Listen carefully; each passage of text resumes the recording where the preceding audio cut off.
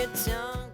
I've been making videos in the past years, and there are some of the principles and factors that have stood out for me in videography, and I feel it is important to share them with you. Some of these principles are principles that have followed over time, and they have made my videos stand out from the many videos I made in the past and from the many videos I usually made. By the end of this video, you'll become a better videographer, but also the way you view other people's work is going to change. One of the skills that you need to master is the choice of lenses, or how to choose your lenses right. Personally, one of the lenses that I fell in love with is the 18 to 35 lens. That is because that lens enables me to get wide shots, and also if I need to get close up, I will move closer to the subject. But there are scenarios when that lens is not good for me and I need to get a wider lens, that is a 12mm lens. Also, there has been scenarios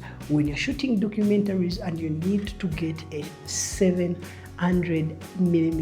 lens. Always understand what work are you going to do, which videos are you going to capture, and then you can choose your lens wisely so that when you get in the field, you don't have to panic because you're not going to get the proper shot you would have gotten if you had the right lens. So it's important for you to master the skill of choosing lenses, specifically when you're going to do a certain type of job, or depending on the work you're going to do. And this will make you a better videographer, but also your client will start perceiving your videos differently, because lenses are very important when we talk about image quality, when we talk about how your images are going to look at the end of the day. The next principle that I've followed, and it is making my videos better, is shooting through subjects or shooting through objects. This skill takes a lot of time to develop. You need to develop your eye. You also need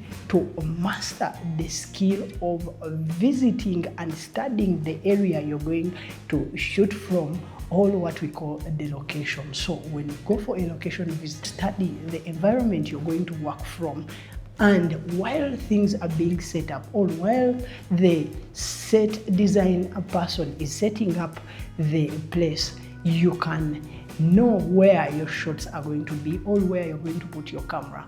And shooting through objects is one of the skills that will make your videos 10 times better. Another skill that you need to master as a videographer, if you want to get better over time, is to manage your highlights. There are people who are going to go in the field more so during sunny days, and they will come back with blown highlights in the videos, or if they are photographers, they will come back with photos with blown highlights. One of the ways that I've been in position to master the skill of managing my highlights in the videos is using the false color feature.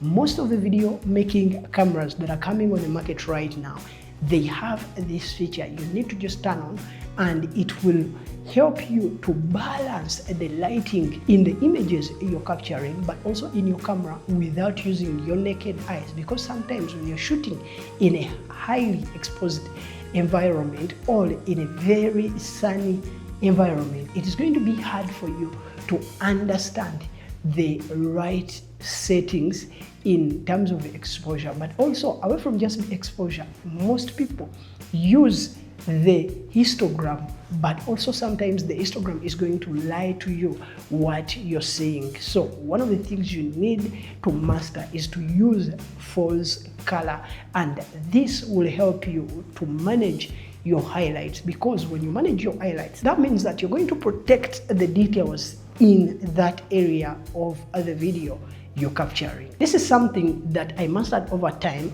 Like they say, practice makes perfect.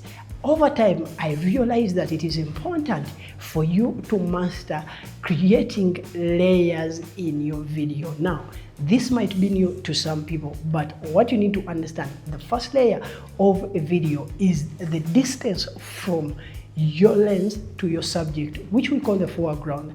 And the second layer is the mid-ground, where your subject is, or how your subject is looking. And the third layer, that is the background. So anything that is away from where your subject is, and it appears in your frame in the background. That is the third layer. So you need to always calculate everything that is in these three layers. When you master the skill of calculating the foreground, the midground, and the background, your videos are going to start looking better.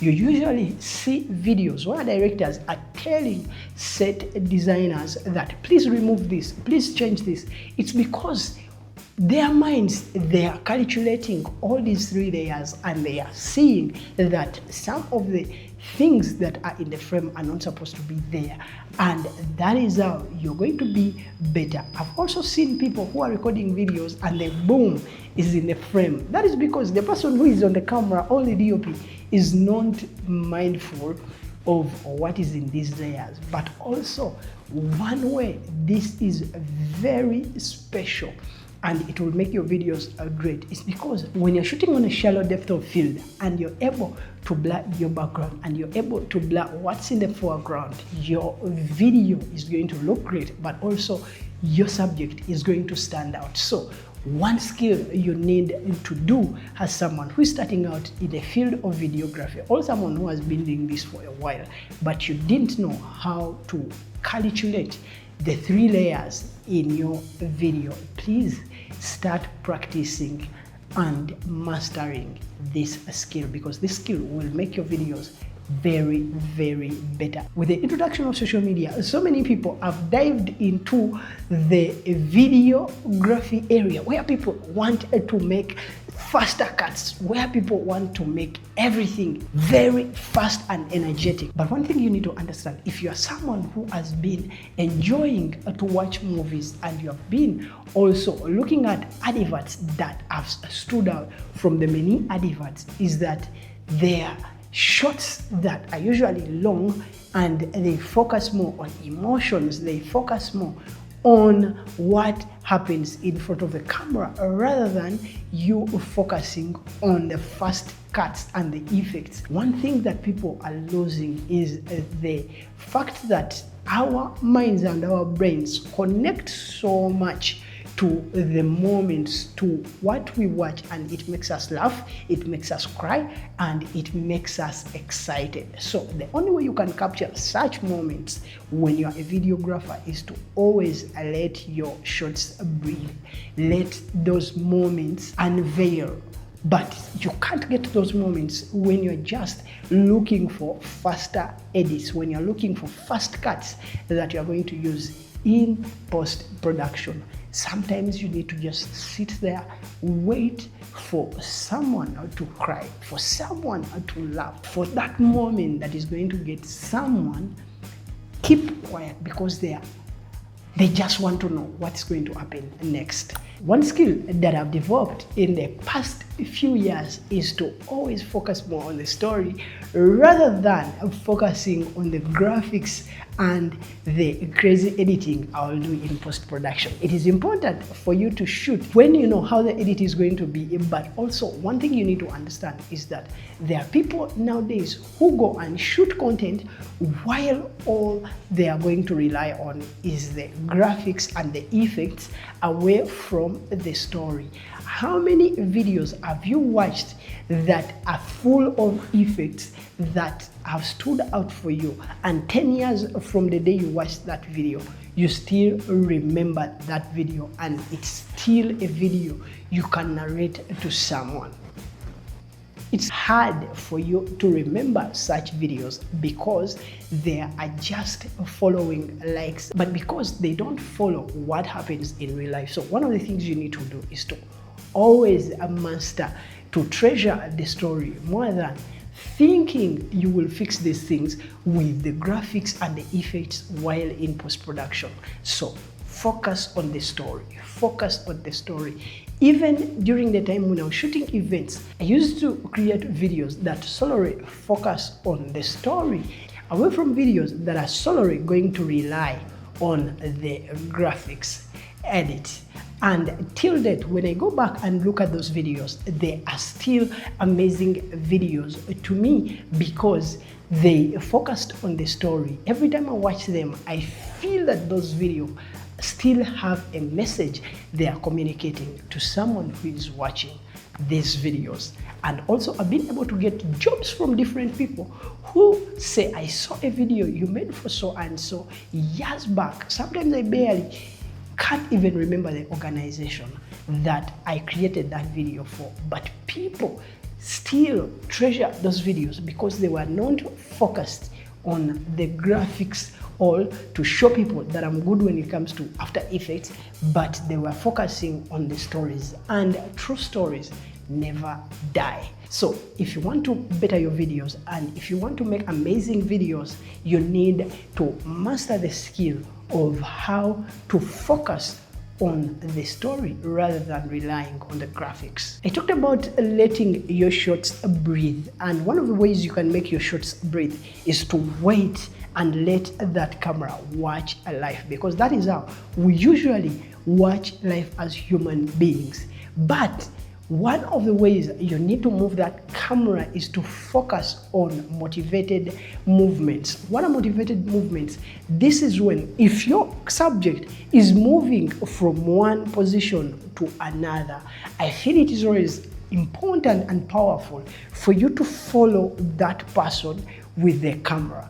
And that is the motivated movement, away from you rotating around the subject as if you're dancing with the camera. You need to only move the camera when the subject is moving, and this will make your videos powerful and stand out from the many videos you're seeing online where people are moving the cameras when there is no reason as to why the camera is moving. One thing that makes so many amateur videographer not get clients as pro videographers is the fact that when they are shooting, they don't know how the final edit is going to look like. But the professional videographers or the skilled videographers, one thing that you and I have, they create storyboards, they create scripts for the videos, and by the time they go to shoot, they are shooting for the edit rather than shooting to edit. So one of the things that you need to know as a videographer, you need to understand that a script is very important. Also, a storyboard is very important. And many videographers don't have the time to create the script. Also, some don't know how to create a storyboard. So one of the things you need to do is to always, when you get to the location, ask the client or the person you're going to shoot for is, what are your intentions to shooting this? What would you like to see? So that you listen to their thoughts and they will tell you what they expect, which type of videos they want you to capture. By the end of that meeting, you will have understood the work you have to deliver. So by the time you're starting to shoot, you will be in position to even direct the people who are in front of the camera, because you know how the edit is going to be depending on the briefing you got. So shoot for the edit and don't shoot to edit. My name is Piusgyagenda. If this video has been useful to you, don't forget to like and subscribe to my channel. Otherwise, I'll see you in the next video. Peace.